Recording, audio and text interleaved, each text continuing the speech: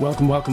On this week's episode, we are going to be talking about the brand new SSG11 by Novritsch. This is how it feels to be poor in America.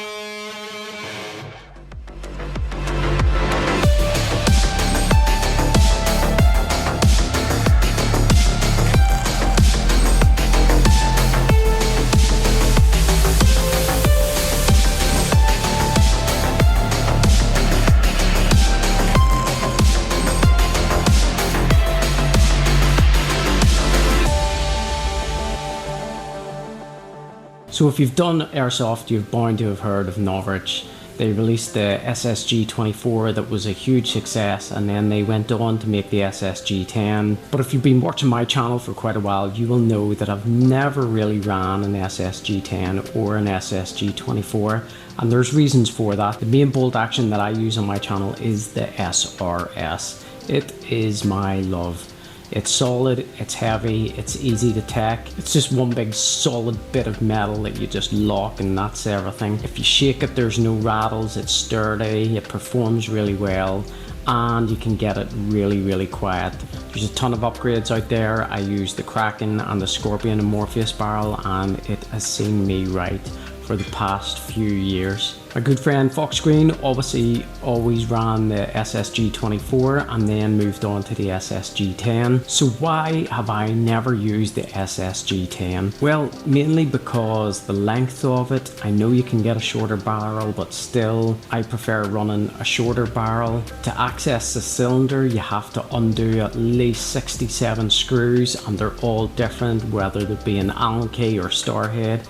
And for me, I'm just like, I'm done. But I do know loads of people that run the SSG10. I actually purchased one about 4 years ago for my fiance Evo Athena, so she runs the SSG10 A3. Different body than the A1 obviously. It's a more solid body, less of a hollow sound when you're shooting it, and also looks kind of cooler as well. I recommend them to people all the time. Steel trigger, piston, spring guide, all really good. People throw in a TDC and a nice barrel and they are good to go. However, fast forward to today, the SSG11 is out, so let's talk about that.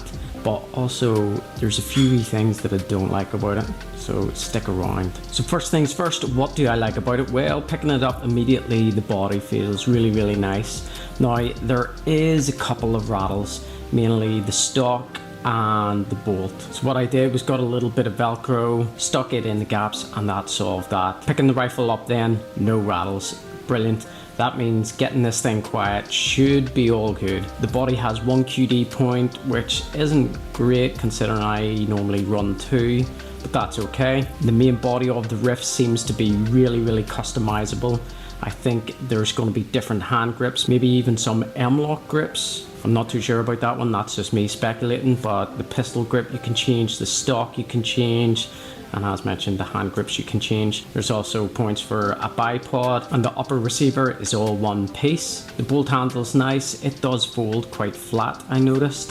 The bolt pulls super smooth, and as soon as you load the rifle, it does give you a little red marker at the back just to let you know that the gun is live. The cylinder's oversized, and there is a tool in the fake mag to be able to remove the cylinder head. The spring guide is metal, the piston's metal. You can add more weights to it if you wish. There is apparently development of some air brake, but at the time of this video there is none, so the gun is still quite slappy loud. One thing I would say about the piston is the cup is rather oversized, so for all the people that love testing 100% seal, which you do not need for airsoft, by putting their thumb over the barrel and shooting it, it just causes way too much drag, and it means that you need a way stronger spring to get the same power.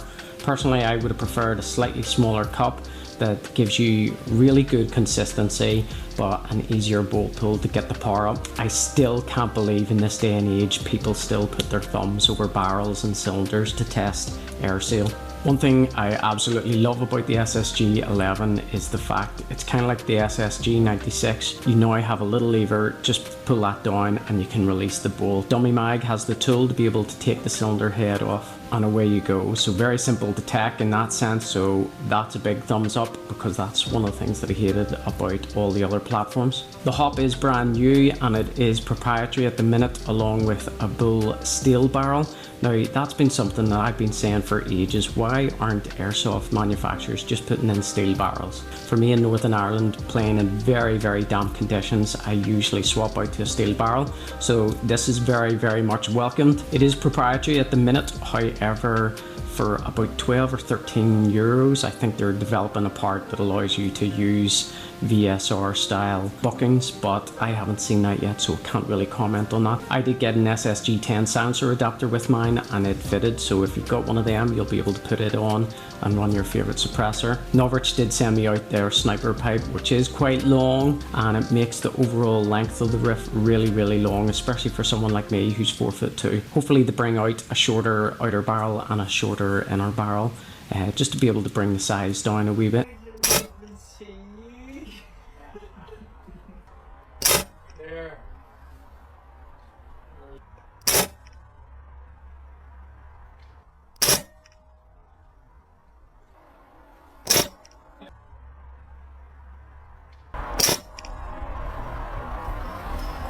So there you have it, that's the SSG11.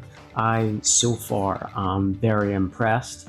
Obviously the TAC-41 brought out the LS for an incredibly good price. That's been my kind of go-to suggestion for beginners. And now the SSG11 is out and it's only 350 euros. That's a really good price for what you're getting.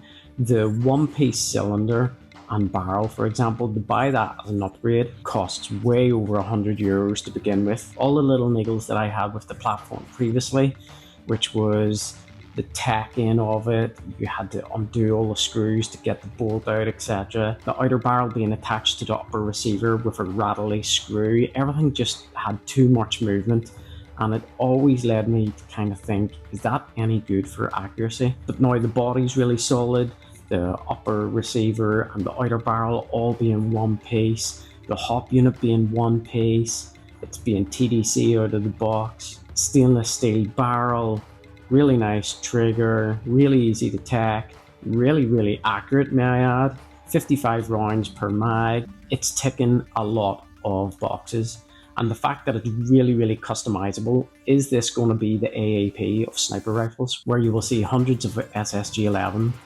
but none of them will be the same because they're so customizable? The things I am quite concerned about are the air brakes.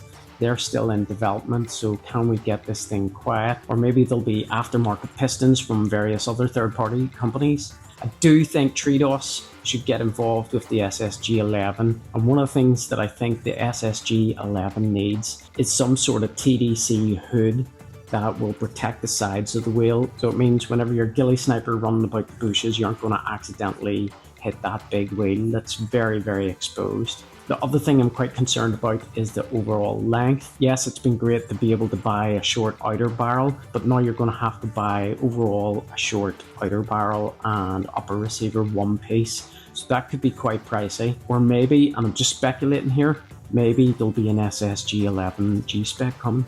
Well, I don't know that. That's something for the Novritsch team to possibly look into. Anyway, I've received mine and getting in a gameplay video from you guys very soon.